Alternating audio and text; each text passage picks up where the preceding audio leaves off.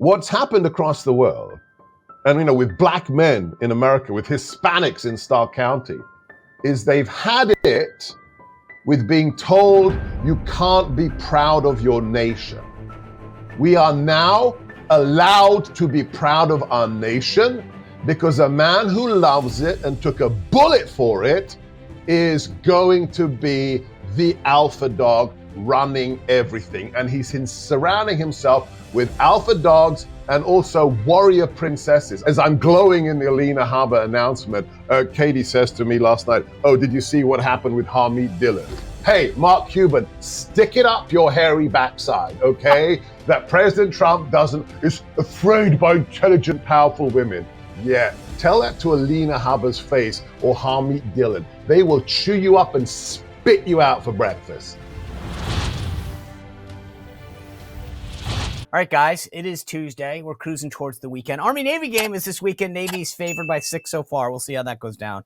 It's going to be a good game regardless. It always is. It really doesn't matter what the records are because they play like it's the only game that matters, and it kind of is. So President Trump will be there. The funny thing is, I've been with him a couple times. I mentioned I'm going to put some of the photos up behind the scenes on my newsletter, SeanSpicer.com. So I'll try to do that later this week. But it's funny how Biden didn't go in 4 years, isn't it?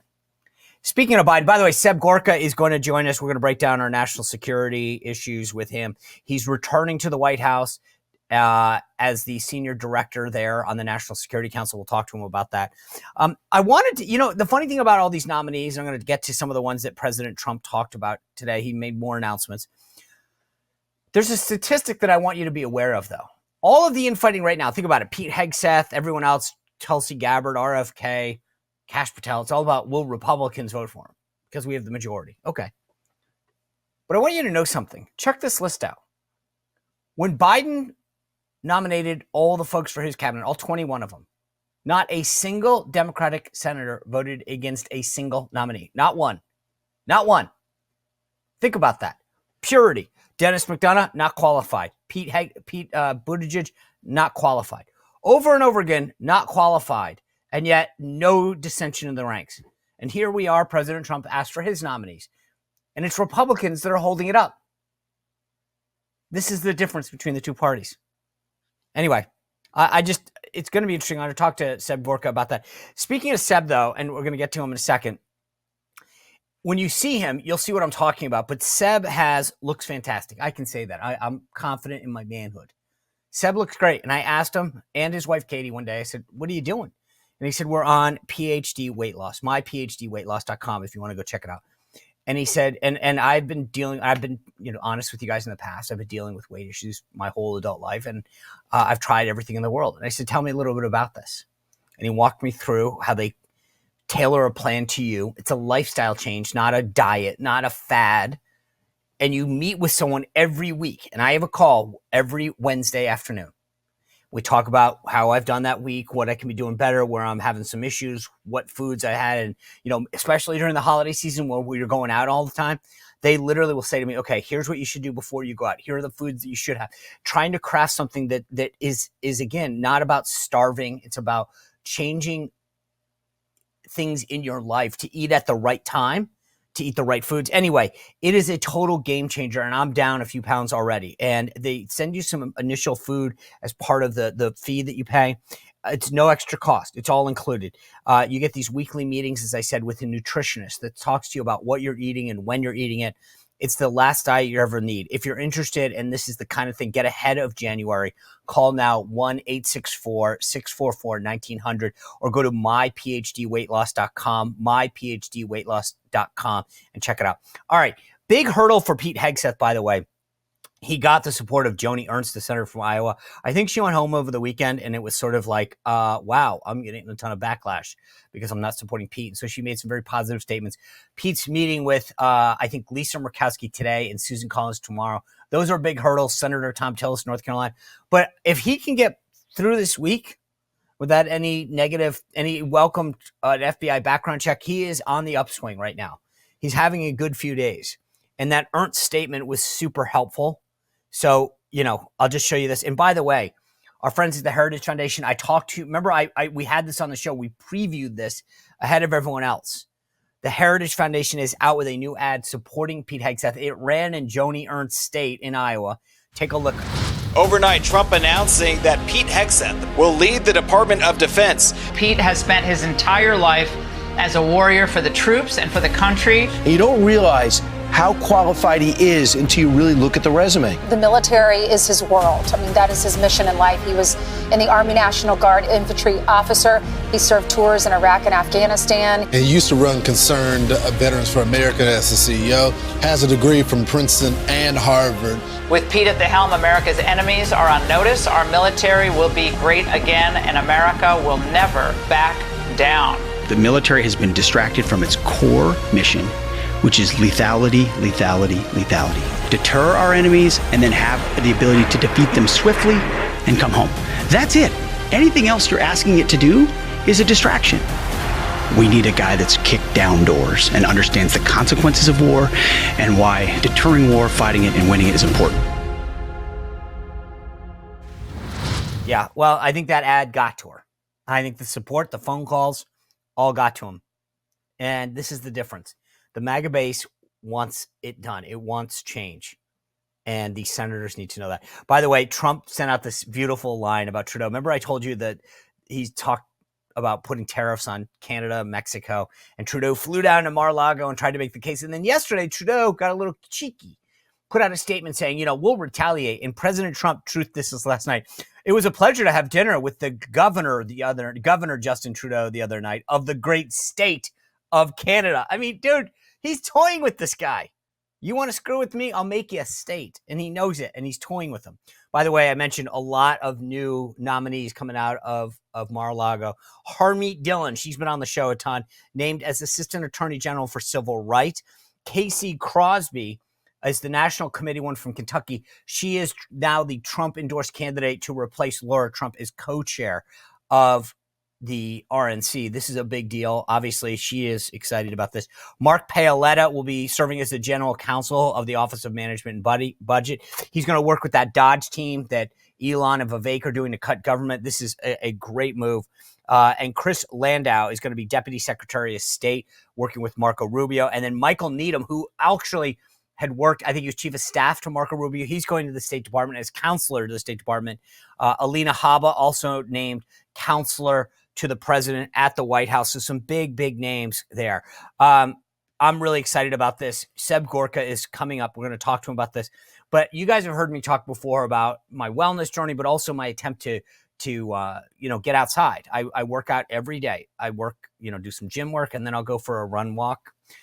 And one of the things that's been huge for me because of hip issues and knee issues is the introduction to me, to my workouts, to my walks, to my runs, to my pickleball game of Gravity Defyer shoes. Even when I played pickleball with producer Ronnie there, guess what? I put on a brand new pair of Gravity Defyers. And these things are a game changer if you need support or cushion like I do. They've got this Verso technology in them. That's the same stuff they make trampolines. They've got custom orthotics that come with them. If you want to, you can wear them. If you don't have to. They've got great support already. I don't use them, but I love that they come with them because some people I know, like family members, love them. I'm giving out a bunch of pair of Gravity Defyers for Christmas.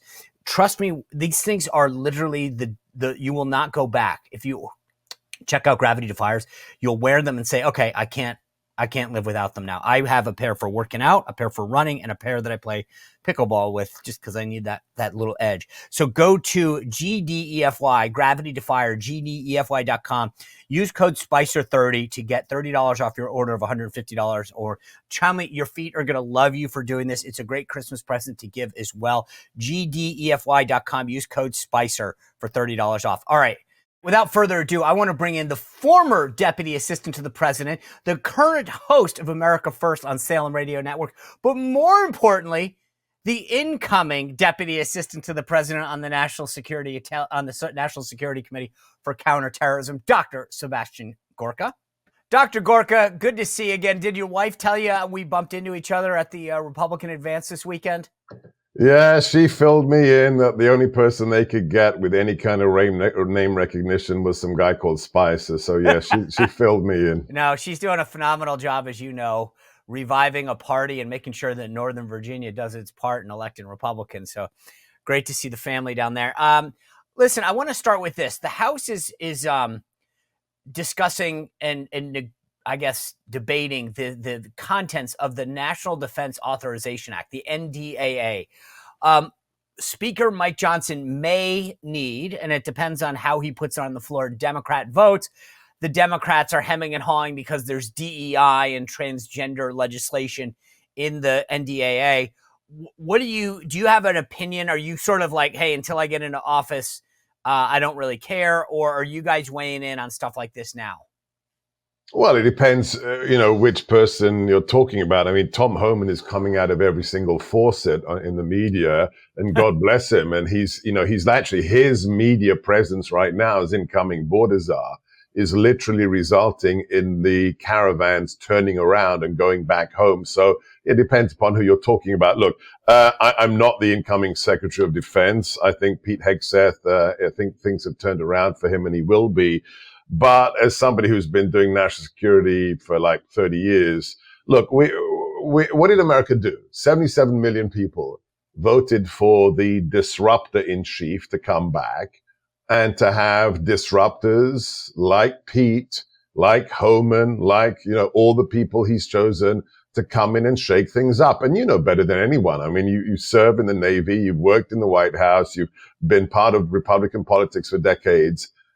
Americans have had it with business as usual, whether it's continuing resolutions, whether it's these abortions of these massive, massive pieces of legislation that have everything in the kitchen sink smuggled in there for the lobbyists, for the various interests of the given senator or congressman.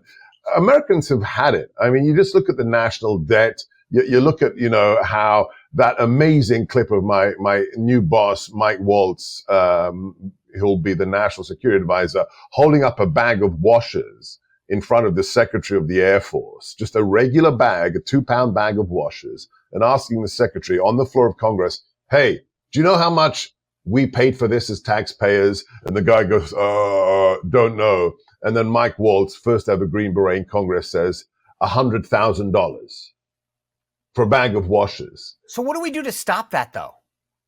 Well, we communicate to everyone in a position of influence, especially the senators who think there's such a big deal, that the president has a triple mandate. I mean, look at what just occurred. We have 77 million Americans, not just the Electoral College, not just the House, not just the White House, but the popular vote as well. And they just got to get on the MAGA train. I mean, but here's the problem: the Department of Defense hasn't passed an audit in 8 years. I mean, I don't understand. How do you? I mean, look, let's just play this out. I come to you and say, "Hey, Seb, can I borrow $10? You gave me 20 last year." Aren't you going to say like, "Hey, what'd you do with the money I gave you?" How does Congress have the gall to ask us as taxpayers to keep funding something when they don't know where the money is going? It's not like they're saying, hey, we've got an imminent threat that we've got to defend against. It's, we pissed away a ton of your money. We don't know where it went, but we need more. Well, look, there has to be I think you're seeing it change already. A friend of mine who will remain nameless, when the people in the Senate started saying, oh, Pete Hegseth this, Pete Hegseth that, he organized 50,000 phone calls and text messages to the 4 Rhino holdouts. We have to exert political pressure. I've only allowed 4 senators on my radio show in the last 6 years because all the rest of them think that they're going to be future presidents and they act like that. Well, you're not. America chose President Trump to be the commander-in-chief, and you have to act in accordance with the mandate the people have given him, or you'll be primaried, or you'll be challenged, or your offices will be flooded with phone calls, emails, texts, until you will not be able to do anything except support the agenda of the man chosen to be the commander-in-chief. And no more Mattises, right? No more Tillersons. I mean, you could give the interview of yourself to talk about who undermined the president in the first 4 years. And now, listen to Pete's book. I started reading Pete's book or listening to it on Audible, which just came out, War on the Warriors. The reason they don't want him as Secretary of Defense is not because of something that happened in a hotel room 7 years ago. It's because he's coming in. He says, no, we don't need hundreds of generals. We have think of this. We have hundreds of flag officers in the U.S. military. It's just insane. And to have Mark Milley in uniform, that fat insult to the army uniform, say, in Congress, well, I'm white and I want to know what white rage is. No, those days are gone. And the people in Congress need to wake up. Otherwise, they will pay the penalty politically in 2 years' time or 4 years' time. Real quick, who are the 4 senators you've had on? Now I'm interested. Marsha Blackburn, love Marsha Blackburn. Coach, I love Tuberville. I had JD on when he wasn't too busy being vice president. And I once, for his book, we don't agree on a lot of stuff, but I had him on because of his book. I had Senator Paul on. Okay. Interesting. Okay. Once you said that, I was intrigued. I have said this before, and I think you and I probably agree on this. This is the definite, when Washington says the word qualifications, it's a dog whistle because they don't like that you're going to shake things up. I mean, how do you say someone's not qualified who's done 3 tours, Gitmo, Iraq, Afghanistan, 2 Bronze Stars, Princeton and Harvard educated, Right. ran a VSO, right? A veteran service organization. It's that I don't like you and I need to find another way to say it. So I'm just going to say the word qualifications. And yet every single one, I noted this earlier, every single Democrat in the Senate voted for every single Biden nominee. No, every Republican in the Senate. Every Republican in the Senate. Well, no. But I mean, my point is we're having this discussion about No. The purity. problem is the Republicans voted for Merrick Garland. I mean, you're creating problems with a Republican presidential nominee, and you're okay with Merrick Garland or Lloyd Austin, who was in contravention of the U.S. Constitution, hadn't had the 2-year cooling off period as a flag officer, and then just magically has the incantation, spoken above him, and he can become the Secretary of Defense. This is a stinking outrage. And look, Pete Hegseth is qualified because he's a danger to the established order. Let's look at Kash Patel. Let's look at this qualifications thing. Look, full disclosure, Kash is a friend of mine. And I think there is no better pick than him to run the FBI. They said he's not qualified. He's so qualified. He starts life on the other side. He's a public defender. Then he becomes a terrorist prosecutor at the DOJ. Then he becomes the chief investigator in the House Intelligence Committee for Devin Nunes. Then the chief of staff for the whole Pentagon. And his last job is acting deputy director of national intelligence. And mea culpa, I didn't even know this because this guy in 44 years has the most sterling resume I've ever seen. He had the job I've been nominated for. When President Trump whacked Baghdadi, who was in the sit room as senior director of counterterrorism, making sure that operation went down? None other than Kash Patel. When people say, oh, he's not qualified, you laugh in their faces and you say, you're not qualified to make a cup of coffee for me. I did get a kick out of, Jake Tapper was doing analysis over the weekend. He had Senator Mark Wayne Mullen on his show, and he said, Senator, I've never worn the cloth of the country, but I have been around veterans a lot, as if somehow that now qualifies him to deal with discussing the military or the issues that returning combat veterans face. The gall of some of these people to act as though they have a superior understanding of the military or national security because, they were flown there to cover it. Tapper really, thanks for, let's talk about him for a second. He makes me want to puke. I have a phone call I recorded with him 7 years ago that he's petrified I'm going to release. Hey, Jakey, I've still got the phone recording. And this guy, because he hangs around. Could you play it right now for us? Not yet. When I really need it. When I really need a laugh at Christmas time, maybe. This is an individual. You know him. This guy, he really thinks this. He thinks it because he's interviewed and hung out with a few warfighters that I can relate. Oh, PTSD. Yes. Well, I've hung out with people. You're a clown. You're a little fanboying little girl, Jake Tapper. Oh, and the best thing, apart from President Trump coming out at the convention center on the morning of the 5th saying, yeah, 45 and 47. The best clip of the evening was Jake Tapper saying, holy smokes. What do you mean? Not one county, She didn't get one county more than Biden. This is the elite. They're so stupid. They actually say on an open mic, right. You mean Kamala didn't win? All right, I hate to interrupt this conversation with Dr. Gorka, but I want to tell you, if you've had trouble falling asleep or staying asleep, do what I do. Check it out. Try Beam's Dream Powder. I take a scoop of this every single night, put it in some water, put it in the microwave, 30 seconds. Last night, actually, there was 12 seconds on the microwave, so I did 42, which I feel like it's like the porridge with the little bear. I think 40 is about right. But anyway, I stir it 30 minutes before bed, then my head hits the pillow, I'm out. I stay asleep and I wake up feeling refreshed. This is all natural stuff. It's magnesium, melatonin, reishi, apigen, all the stuff that you would take. You may have tried this in the past. It's all in one blend and it is delicious. I'm not kidding. If this thing didn't have all that stuff to make you fall asleep, I'd take it all day. That's how great tasting it is. There's a brownie flavor. There's a coconut flavor, and now they've got this white peppermint one, perfect for the holidays.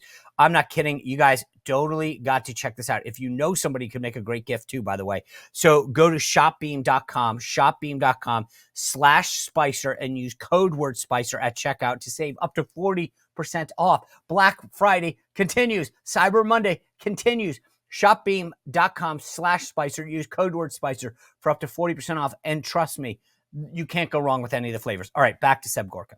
I want to get to the threats that we face in the job that you're going to do in the White House as senior director for counterintelligence, because I read something recent where you said that Trump is inheriting a, quote, very, very serious internal threat environment. Explain what that means. So look, if you look at the classic estimate of the situation, the SITREP, you usually break things down to OCONUS, outside continental US and the domestic territory. And maybe that's an old Westphalian way of looking at it, but it kind of simplifies. We got two big baskets.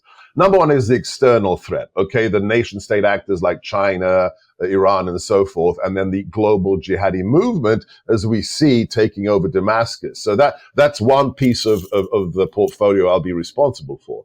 But the number one, it's like when you're in a battle, you've got the threat that's 5 clicks away. You got the tank battalion that's over the horizon, and then you've got the guy in the trench with bayonets affixed who's about to ram it into your gut. The 5-foot threat is what's happened in America in the last 4 years. And this is not a political statement. Let's just walk through it empirically. For the last 10 years, the US military has this function, this MOS of a red team officer. So if you're in theater, there's somebody next to the combatant commander or the TOC whose job it is to think like the bad guy. So if you're in PACOM, you're thinking like China. If you're in the Middle East in CENTCOM, you're thinking like ISIS or Al-Qaeda.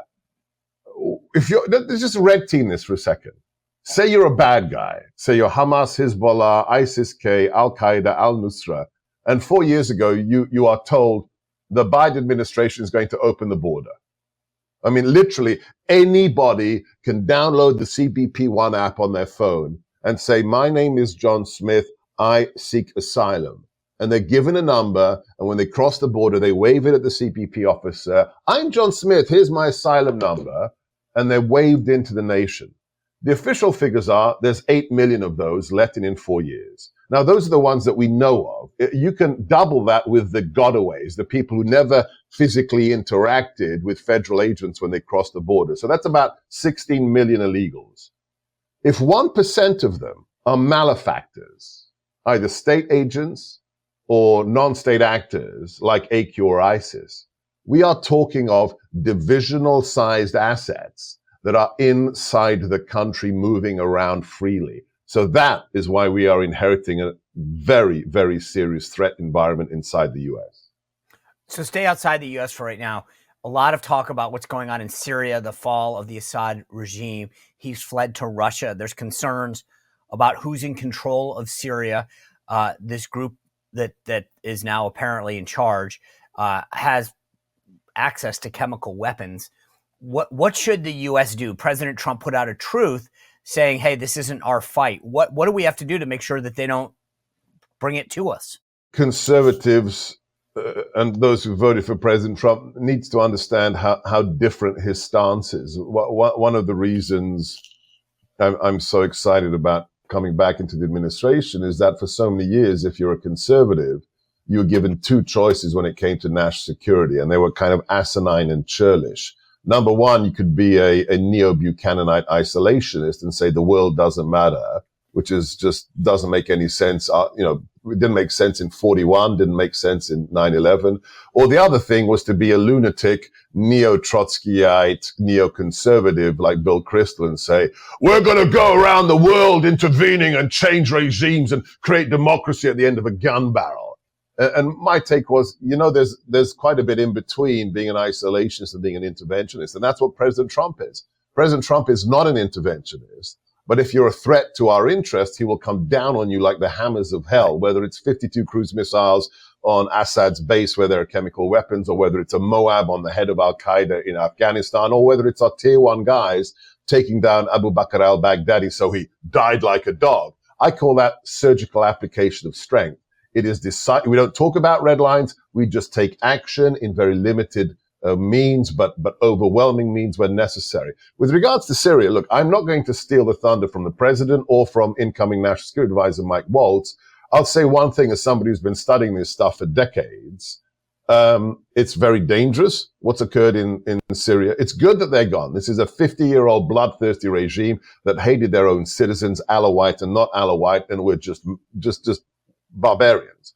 However, the guys who've taken over are just jihadists who had a haircut and put a suit on. They are part of the global jihadi movement.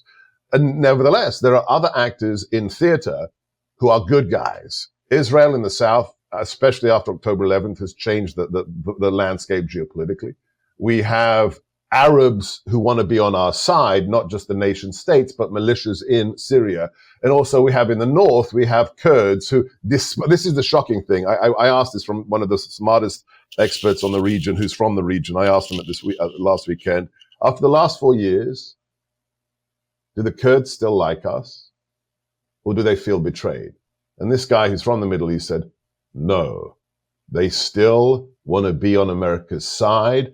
They just want American leadership back in the White House. So I'm not going to get into any more details, but there is a potential with what happened in Syria to weaken the bad guys, especially Iran, and to change the landscape for generations to come, especially within a new revivified Abraham Accords. As a country, are we safer or more at risk today than we were when Donald Trump left office? And what do we need to do if the latter is the case? Oh, we are absolutely more unsafe. I mean, we didn't have national sovereignty. We had bad people understand that America, the leadership of America, hated America. I mean, this is the perverse situation we've been in for the last 4 years. And it began with Obama. What person who loves their nation says, as they're about to take the oath of office, we're about to fundamentally change this nation?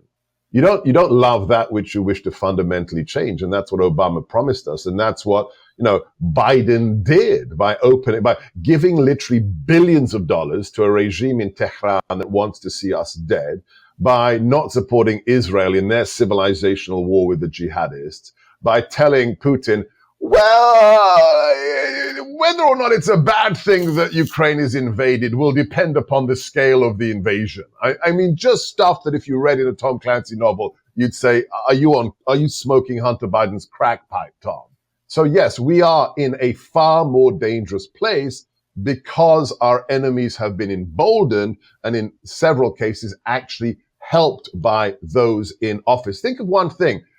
You can have a lot of problems with Biden and Kamala. The most evil individual, and I mean that as a Catholic, as a Christian, the most evil person in the Trump administration is the current Secretary of Homeland Security. Because Alejandro Mayorkas, who had a very senior position in Obama's DHS, so he's not some kind of academic from Harvard who doesn't know what he's doing.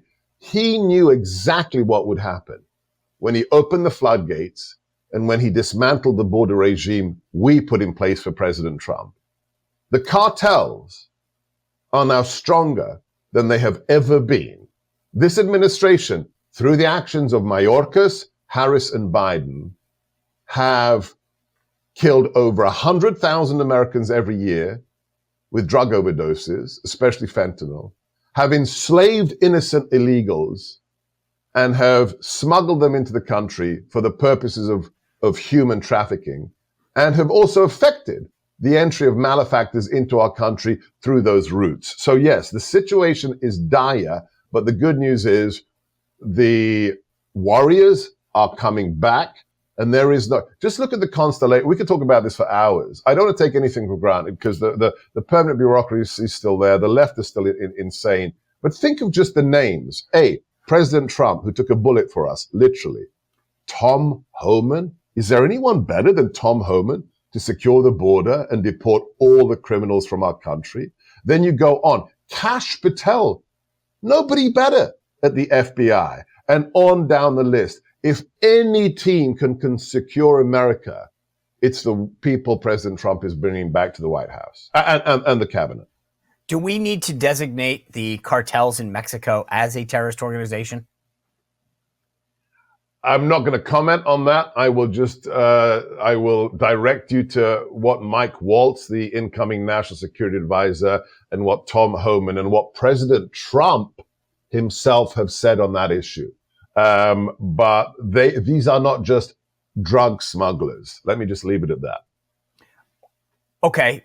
That being said, tell me what what have they said collectively that we should know to either like that we're going to tackle them, that they're going to designate them, or that we're going to address them? So, dude, you know I have to walk a line here, okay? No, I mean, I guess what I'm saying is, have they been, you pointed to what they've said in the past, and I just want to, for the audience, have they been saying that we need to do that? Have they, I'm not trying to put you in a difficult Yes. Okay. Yes. Congressman Waltz has said that, Tom Homan has said that, and President Trump has said that repeatedly on the campaign trail. Right. So you go between the cartels and what you brought up about the border and the CBP One app. I think that we get lucky every day since 9/11. Yeah. And it's we've had an open border, and I mean, I don't know, maybe there's sleeper cells, I have no idea. But I'm just saying that how do you not, if you look to do harm to the United States and we have a bright light that says here's the door that you can come through. Right. I've got to believe that every day that we don't have something happen is a day that we were lucky, not that we were smart. After 9/11, we put all these measures in place to say, okay, let's not let, an airplane be the vehicle anymore. Right. But then we opened our southern border and said, just come this way. Well, look, Margaret Thatcher, the prime minister under whom I grew up in the UK, said exactly that. We have to be, on our toes every single day. They just have to be lucky once. And they almost killed her twice with the Brighton hotel bombing before the Conservative Convention and with the mortar attack on 10 Downing Street, right? So that's twice terrorists almost killed the elected prime minister. Look, I'll repeat what I said for the last since I moved here 16 years ago. And this is, in my book, Defeating Jihad, that propelled me to the White House the first time. It's not up to tier 1 Delta operators or JSOC. If you're a man, you are responsible for the safety of your family and your loved ones. I have a permit to carry in DC, Virginia, Maryland, and I am strapped wherever I go because the front line in this war isn't in Latakia. The front line isn't in Damascus or Islamabad. The front line is when you leave your house in the morning. Just think, I served as an expert on the Boston bombing trial. That's a marathon in Boston. Little boy blown up. Scores wounded. That's on the streets of Beantown. So yeah, they only need to be lucky once and be responsible for yourself and your loved ones. But in 40 days' time, we will have a team in place that will take the war to those who wish to kill and hurt you and your family. They will be neutralized or they will be removed from this country if that is the only option available to us. But you are responsible. I think the signals we send matter on all of this, right? Yes. So when Tom Homan, you mentioned him, he was on the show, and talking about the fact that once people know you come into this country illegally, we're sending you back. And I think to your point about looking out for each other, defending yourself, I felt like, thank God, Daniel Penny, that Marine veteran in New York City, got off, found not guilty, because what message does that send about looking out for your fellow citizen? your neighbor when you see something wrong and you act, and then we prosecute someone like that. And I'm going to myself, what are we doing in this country? Like, a guy is being threatened. Somebody who is trained as a Marine says my obligation as a citizen is to defend my fellow neighbor. And we go and prosecute the guy? Let me just, my first degree was philosophy and theology, and let me just go on a tangent here that's super important, because it's not about national security or politics. It's much deeper than that. People always, the left tries to give Jordan Peterson a lot of stick for when he says it is your job as a man to be dangerous. And they don't actually understand what he's saying. And my friend, Chris Coles, who has the Mr. Reagan channel on YouTube, he once said it in an interview for my radio show, and he just nailed it. And everything changed for me. If you're, suck it up if you don't like it, okay? If you're a feminist, sorry, cupcake, go and make me a sandwich. A man's response, not as you said citizen, no. Right. A man's responsibility is to be the final resort, right? You are if somebody comes down the street and tries to do ill to your wife, your children, your girlfriend, you're not going to call, the government to fix it. And you're not going to call a social worker, right? Because the cops aren't allowed. You are responsible. That's what Jordan Peterson says. By every man has to be dangerous. You have to control it. But when push comes to shove, you are responsible for the freedom and safety of yourself and your loved ones. But to your point of communication, look at this weekend in Paris. Look at the body language. Even left-wing prime ministers and presidents looked at this guy and realized the alpha dog is back.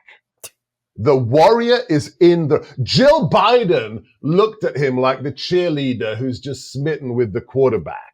I mean, look at the Prince of Wales. No, seriously. I mean, She actually looked beautiful for a moment. She smiled so glowingly. I thought, is that Biden? And it was, and she was staring at President Trump in the front row. Look at the body. Forget the alpha handshake with Macron. Look at the way the Prince of Wales, watch the video. It's on my social media, of when the Prince of Wales received President Trump at the British Embassy in Paris. It's like the king. It's like, a real king walked into the building. This is how everything is changing, and especially changes at 12 o'clock on January the 20th, because masculine, pro-Western, patriotic leadership is back. I'm going to quote a man of the left, a genius guy. I love him. He's the senior political writer for Spiked Online in the UK, Brendan O'Neill. And Brendan said this on my show recently. He said, he's trying to explain how from Brexit to Maloney to President Trump, what's happening. And he took all the politics out of it. And he said, and this is a man of the left, what's happened across the world, and with black men in America, with Hispanics in Stark County, is they've had it with being told you can't be proud of your nation. We are now allowed to be proud of our nation because a man who loves it and took a bullet for it is going to be the alpha dog running everything. And he's surrounding himself with alpha dogs and also warrior princesses. I mean, I've been lobbying and waiting for weeks for the Alina Habba announcement. And then as I'm glowing in the Alina Habba announcement, Katie says to me last night, oh, did you see what happened with Harmeet Dillon? Hey, Mark Cuban, stick it up your hairy backside, okay? That President Trump is afraid by intelligent, powerful women. Yeah, tell that, you little clown. Tell that to Alina Habba's face or Harmeet Dillon. They will chew you up and spit you out for breakfast. Okay. All right. Knowing that you were on, there's an essay that I had read a while back, and I dug it out because I wanted to talk to you about this specifically. Because at the time I read this, I thought about it profoundly. It was written in 2002, September 14th, 2002, by a guy by the name of, you may know him, Nigel Inkster. He is the former director of operations and intelligence at Britain's Secret Intelligence Service. This is what he writes back then, 2 years ago. Britain is taking a step in the right direction. It looks to set and enact a national security bill that would broaden the definition of espionage and take measures to create, as the Home Office puts it, a, quote, more challenging operational environment for those acting as agents for foreign interests.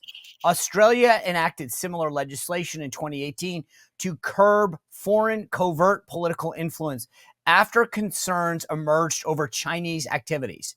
Countering Beijing poses a difficult balancing act, especially in countries with large Chinese diaspora populations. A case in point was the FBI's program for preventing theft of economic and scientific intelligence from U.S. universities, started by the Trump administration under the China Initiative. The program had a chilling effect on ethnic Chinese scientists and engineers who felt they were unjustly victimized. It was terminated this year. So the Biden administration terminated this Trump policy. But the broader point that I want to ask you about is this, because you're responsible for counterintelligence. Counterterrorism, apologies. But here's the point. There is a list that DOD puts out of companies that are Chinese owned and interested that says if you're a U.S. citizen and you're lobbying for them, we're going to put your name on it. I don't understand how U.S. citizens are able to lobby for things like TikTok and other organizations that seek to do us harm. What are we going to do? With all due respect, Kellyanne Conway is on that list. She is lobbying for TikTok. She is lobbying for Ukraine openly. She's filing for it. But people are willing to make a buck off of our national interests. Well, look, first things first, I love President Trump's approach to this. I don't know if you recall, it's not enforceable under any modern label or in America, but when we came into the Trump administration, Katie was a presidential appointee as well, we had to sign a little piece of paper that said we would not lobby for 5 years after we left the White House, and also that we would never, I think it was 10 years? No, lifetime ban. Or lifetime ban for foreign lobbying. And I think that is how you should do it. Okay. So number one, the president gets it. In fact, somebody that we know who was meant to come into the administration didn't come in because the president said he's made too much money in those kind of shady things. So the president, despite being a billionaire, is hypersensitive to this stuff. But look, we could discuss this for hours. It's worse than you think. Well, the reality. We have foreign nationals, Sean. Foreign nationals who are working in national defense labs. The national defense labs, like Sandia, who are doing the most sensitive stuff when it comes to nuclear energy, bioweapons defense, cyber, you name it. This is one of the strengths and the weaknesses of our nation. We are the most open nation, the most open republic in the world. And sometimes we're a little bit too open. There should be no foreign nationals who are working at TSSCI Q-level labs in America. There's one reason, I think you might remember this, in the Trump administration, we declassified this whole case about a Chinese national arrested on a farm in, I think it was Iowa. Why we declassified?